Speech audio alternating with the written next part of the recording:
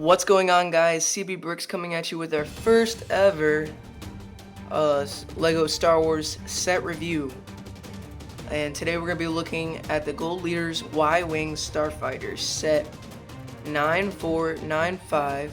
And at the time of release, it cost $50 and had 458 pieces. And using past tense, this set came out in 2012. So this is a previous set review on my first, look into trying to complete my Rebel Squadron. Just gonna show you guys all my Rebel vehicles, or the ones that blew up the Death Star the second time. So yeah, just wanted to kind of review this. And here's just a look at the box. Some of these, I'm gonna have to say, some of the sets that I have that I want to review, I don't have the box, so just be prepared for that. This is a 2012 set, so this is what they had. I'm pretty sure it was the Summer Wave, but they have Darth Maul in the upper right hand corner.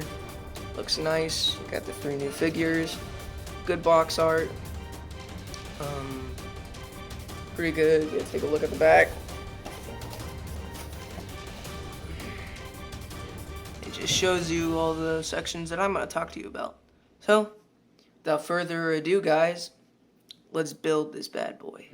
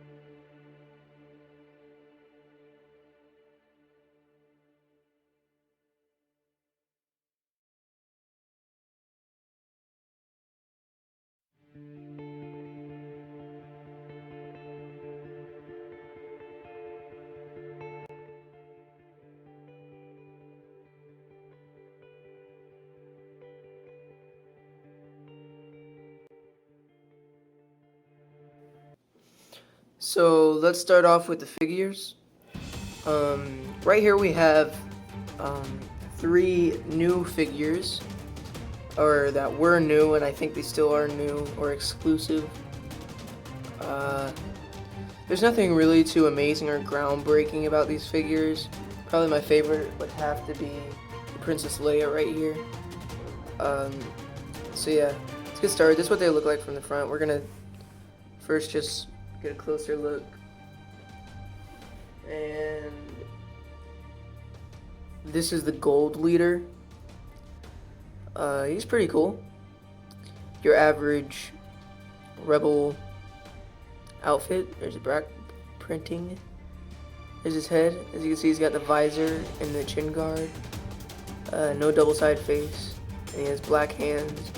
Sort of like the gray torso thing. There's Princess Leia, which is probably the highlight figure of the set.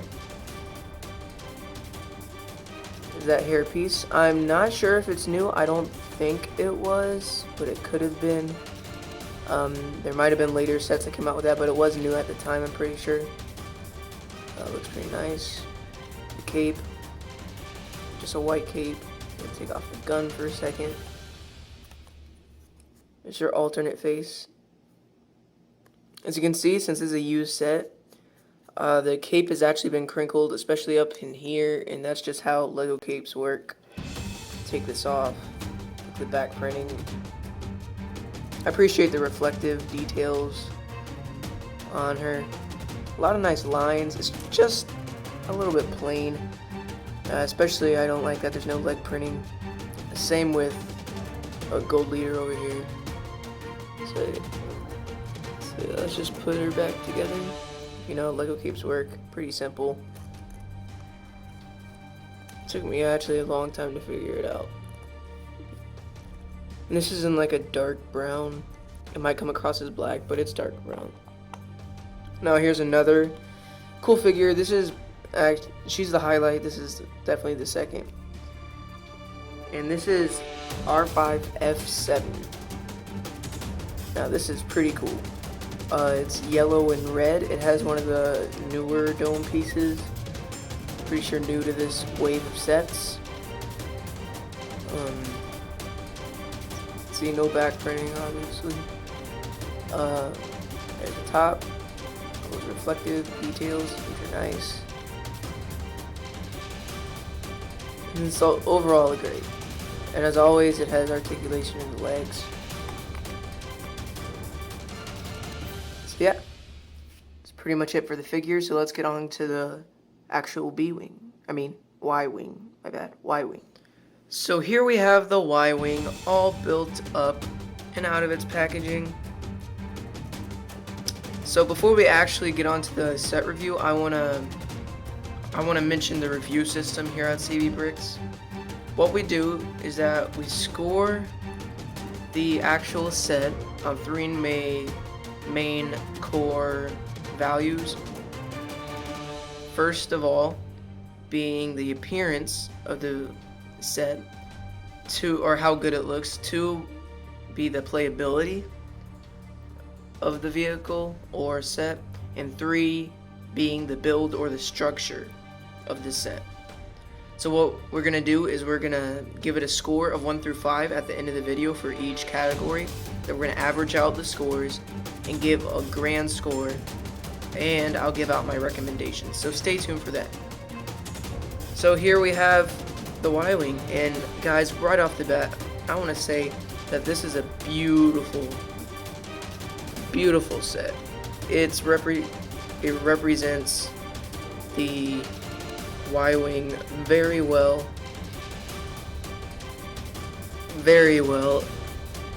and for only $50, I think this is a great deal for display value, and I'll get into more of what I'm talking about later. Up here in the front, you can see you have some details, and I really like the shaping up front. This is probably my favorite part, how it's angled up, and how all the two different colors, yellow and white, and works really well. Up here we have a rotating turret, and you can open this up, which is a printed canopy, and you have a nice comfortable looking area for your gold leader to enter. As you can see there, I don't know how well you can see that, and there you have kind of like a display of being inside the Death Star, which is really cool. You can see the walls on both sides, and there's just a couple of studs to make it easy for your gold leader or any character just to fit right in there, and he has to lean back.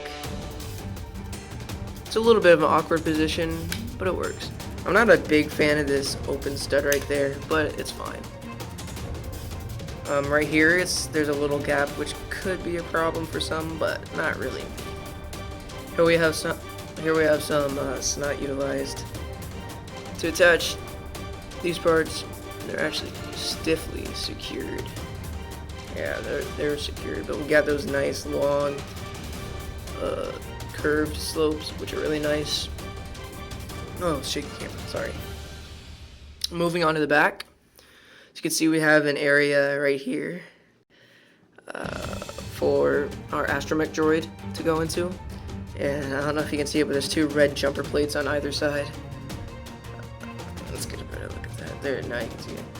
And you can just put him in sideways, and